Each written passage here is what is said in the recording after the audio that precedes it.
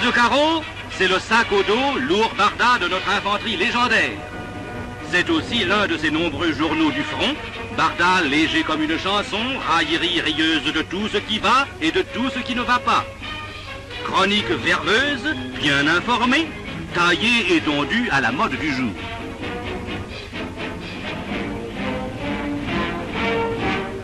De Chamonix, on communique. Des neutres se battent à coups de boules de neige. Aimables journalistes en visite à nos armées qui ont fait voisiner l'agréable international de leur vêture et de leur physionomie avec les polices de neige de 2 As de 1788, Jacques Balmat, le guide chamoniard qui le premier escalada le Mont Blanc et 1 an après réédita l'exploit en compagnie du savant suisse Saussure.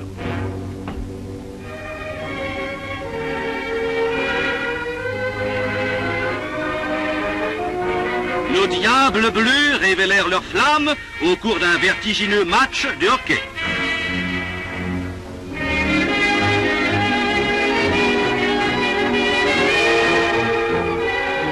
Puis, au son d'une valse enlevée avec brio par une fanfare de chasseurs, un couple de ravissantes championnes s'élança sur la piste en évolution aussi élégante que suggestive.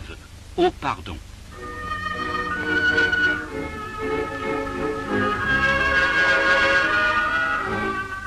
Nos visiteurs sont allés ensuite rendre visite à l'un de nos forts.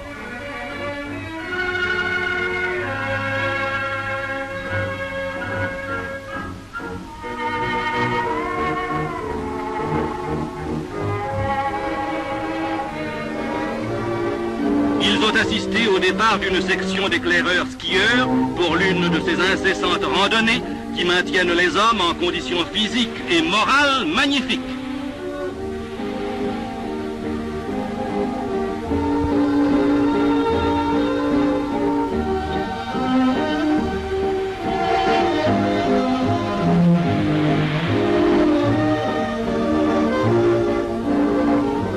Une très heureuse initiative ministérielle permet au personnel navigant de l'armée de l'air de s'adonner aux sports d'hiver sous la direction de champions tels qu'Alais,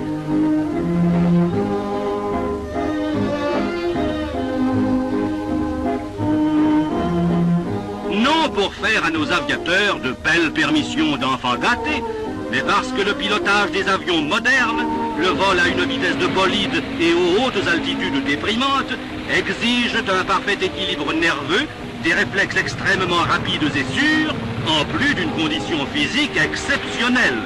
Condition même d'exploit quotidien tel que celui souligné par cette citation. Par la valeur de ses tirs et grâce à son calme, a particulièrement contribué aux manœuvres qui ont permis de ramener l'avion en terrain en dépit de plusieurs chasseurs ennemis, alors que son équipage revenait d'une importante mission photographique. Surprendre des renseignements chez l'ennemi par la photographie, capitale victoire pour la conduite de la guerre. Voici la vieille ville de Münster. Des dizaines de milliers de ces photographies ont été prises au cours de reconnaissances profondes au-dessus de l'Allemagne, complétées par les renseignements très précis des observateurs. Voici dans le cercle une batterie anti-aérienne à 3 km au nord-est de Lauterecken. 4 canons de 88 sur plateforme. C'est grâce à la photographie que le dispositif anti-aérien allemand a été étudié et qu'ont été déterminés les couloirs d'accès de nos raids. Voici le terrain d'aviation de Limbourg, sa plateforme en cours d'agrandissement, un dépôt de munitions en construction, son dépôt de machines et ses voies ferrées. Remise au groupe de canevas de tir de chaque armée, les photos aériennes y sont assemblées pour reconstitution complète de la région survolée. Elles sont examinées à très fort grossissement.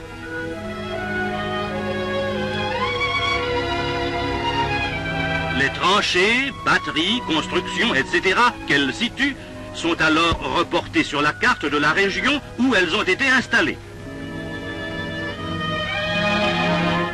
La tenue à jour de nos cartes, en ce qui concerne nos propres installations, est faite d'après des levées topographiques opérées au Theodolite Wild. On mesure les écarts angulaires séparant un point connu des différents points de l'emplacement nouveau à situer. On obtient des données reportées au carnet de détail.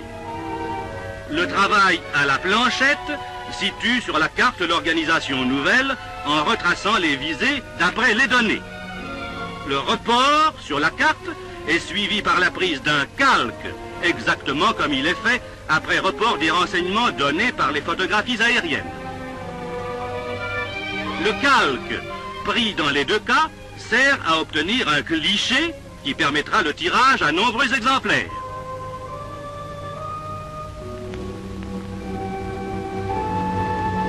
On procède pour cela par insolation du calque au moyen de lampes à arc.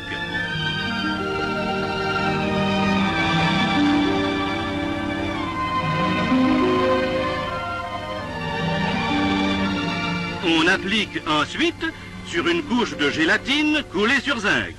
Après refroidissement, la gélatine devenue cliché reproducteur n'a plus qu'à être ancrée au rouleau et à recevoir une feuille bien appliquée.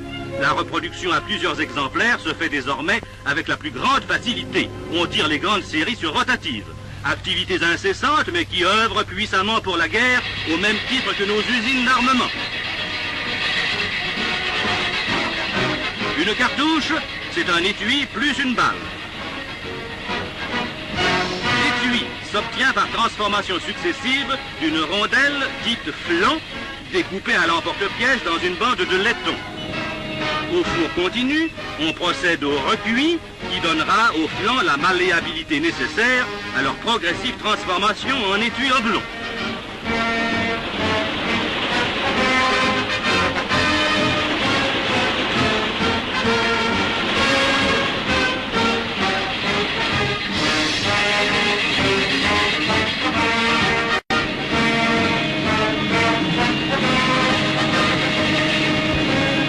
Les étuis obtenus sont décapés, puis en diverses machines prennent peu à peu leur forme définitive.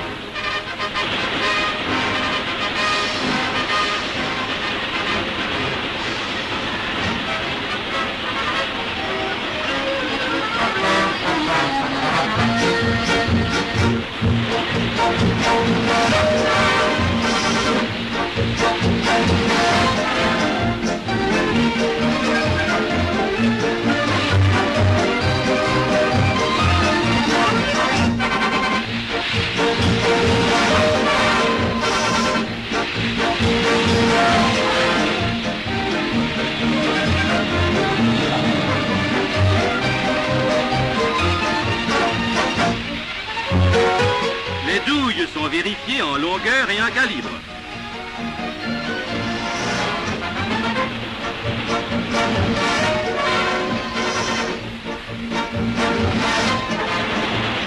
On perce alors les vents, trou qui recevra l'amorce. On met en place l'amorce.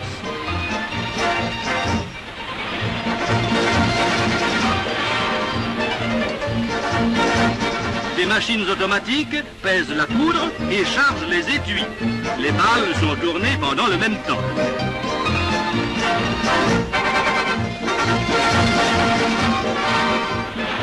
L'étui est alors prêt à recevoir la balle.